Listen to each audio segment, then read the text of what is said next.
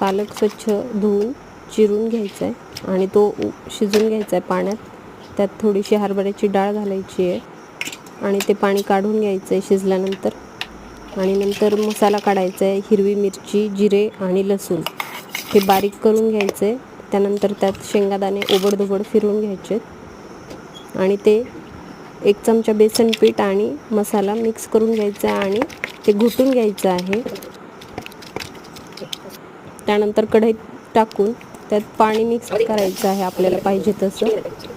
त्याच्यानंतर त्याच्यात मीठ घालायचं आणि सेपरेट फोडणी द्यायची आहे वरतून.